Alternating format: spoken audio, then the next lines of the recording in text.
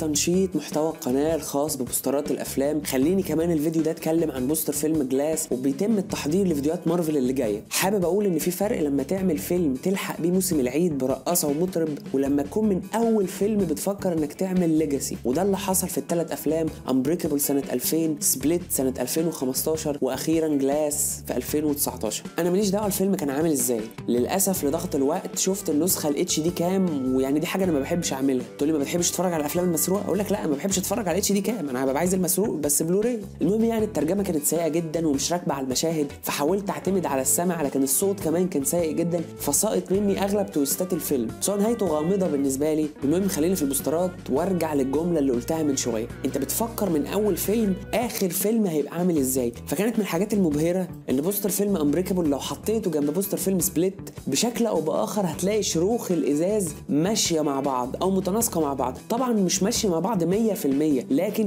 في الاوفرول مكملين لبعض، والفرق بينهم 15 سنه. انت متخيل؟ ده غير ان اسماء الفيلم الثلاثه امبريكابل، سبليت، جلاس لو قعدنا ترتيبهم هتبقى سبليت امبريكابل جلاس. يعني الحقيقه دي حاجه ملهاش معنى، بس هي جت في بالي قلت اقولها. المهم خلينا نتكلم عن البوسترات اللي نزلت للفيلم. الاول البوسترات السولو، وعلى قد ما الفكره ممكن ما تكونش جديده 100%، الا ان تنفيذها كويس جدا جدا وكواليتي الصور خرافي. والحقيقه انا سالت نفسي يعني ايه علاقه الازاز او الزجاج بيهم؟ يعني ما لقيتش اجابه واضحه، فالاجابه اللي انا بقولها جايز تطلع غلط، اتمنى لو غلط حد يصححها لي في الكومنتات. هو ان كل شخصيه اكتشفت حقيقتها زي المرايه، او شافت نفسها في صوره البطل الخارق في مرايه. وفي فيلم جلاس كانوا بيحاولوا ينسوهم الفكره دي، فكانهم كسروا المرايه اللي فيها صورتك كبطل عشان تشوف حقيقتك كشخص عادي. وخلينا نقول ان الفكره نمطيه جدا. لكن قبل ما اتكلم عن البوستر الرئيسي اذكر البوستر ده. فكره انعكاس صوره الشخصيه بشخصيه تانية دي مش اول مره تتعمل، لكن هنا تنفيذها سيء جدا. يعني ما تحسش ان ده ظل او انعكاس خفيف على السيراميك وبعدين عليه فلتر موشن غير مبرر. السيراميك ده عمره ما هيطلع الانعكاس بالحده والوضوح ده، فكان عايز الاوباسيتي بتاعه يقل شويه ويتظبط من تحت الرجلين. يعني هنا الظل مكمل من وراه، وهنا ظل الرجلين مش طالع من الرجلين، فتحس ان في حاجه مش مظبوطه. خلينا نرجع للبوستر الاصلي، والحقيقه ماليش تعليقات كتير عليه غير اني مش مستظرف حكايه ان اسم الممثل مكتوب على واحد تاني، حتى لو ليها فلسفه عميقه وانك عايز تقول ان الثلاثه انعكاس لشخصيه واحده، او نتيجه انكسار الضوء من كسر الزجاج حصلت معجزه كونيه والاسامي اتبدلت. حتى لو ده صحيح فلازم ما ننساش الجانب التجاري والفورمال بتاع اي بوستر. كل الممثلين مشهورين بس لازم كل اسم على صورته، وده رايي الشخصي. اسم بروس ويلس هنا كان عايز يبقى في المنتصف، صوره المصحه عاديه جدا واتجابت واتحطت من غير شغل. سماها كان ممكن تتشال او تتغمق عشان اعمل حاله من الغموض. الشبابيك كان ممكن تبقى منوره، ده هيدي تفاصيل المشهد ولمسه ملحميه. فونت اسم الفيلم معدي، بس نقطه ذكيه انه فونت بسيط مش مكسر، عشان لو كان مكسر مع تكسير الازاز ما كانش هيبقى واضح وبارز وكنت هتحس ان في زحمه كده. هنا سبويلر اليرت للي ما شافش الفيلم،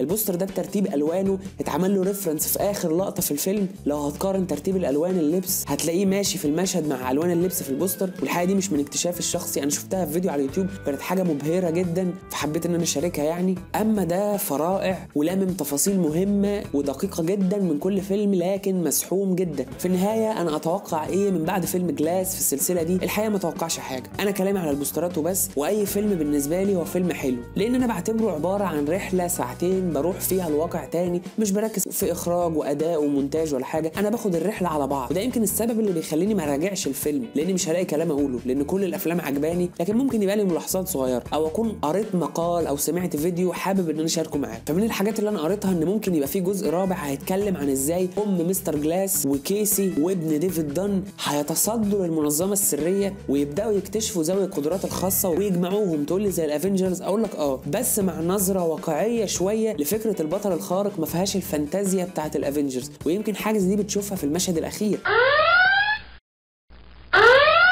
كان ممكن يبقى فيه فايت سين ملحمي معمول كله CGI في برج اوساكا زي افلام مارفل، لكن الفايت سين الاخير كان بسيط جدا وواقعي جدا جدا وفي مكان عشوائي. ودي رساله من ام نايت شيامالان اللي بيقدم البطل الخارق بس زيه زينا، مش على طول خارق وعلى طول بيطير ويطلع الوان واضواء، والثلاثه في الاخر ماتوا بسهوله. وام نايت شيامالان ما ابداش تحمس ناحيه فيلم تاني يكون سيكوال لجلاس. والحقيقه ما كنتش عايز اجيب سيره ام نايت شيامالان ده عشان بيني وبينه مصانع الحداد او ما صنع الحداد زي ما بيقولوا. ولعلمك ام نايت شيامالان العالم ده من جوه اسود مش حلو. عمل مسابقه على ديفيانت ارت زمان من سنتين كده او اكتر، وكانت المسابقه ان انت تعمل ارت وورك للفيلم. شاركت وما كسبتش. هو اي نعم التصميم مستواه كان ضعيف مقارنه بالناس اللي رسمت ديجيتال وعندها كونسبت، بس برضه كان المفروض يقدر المجهود ويقدر مجيه الناس يعني بعيدا عن الهزار. فعلا انا كنت فهمت شروط المسابقه غلط، وما كانش عندي خطوط واضحه امشي عليها في التصميم، فالتصميم جاب صوره عشوائيه وفكره ضعيفه غير معبره عن الفيلم واستعجال في التنفيذ. المهم انا بقول كفايه كلام لحد كده، وبص على الفيديوهات دي، ولو عندك اقتراح قول في الكومنتات، وهتلاقي لينك صفحه الفيسبوك في الديسكريبشن، خش قلب فيها وابعت رساله لو عندك اقتراح او سؤال، وحبه لينكات برضو خش خد لك راوند فيهم كده لو حابب. ولو ما زلت مهتم اعمل سبسكرايب وشغل جرس التنبيهات، وبس كده. شكرا جزيلا.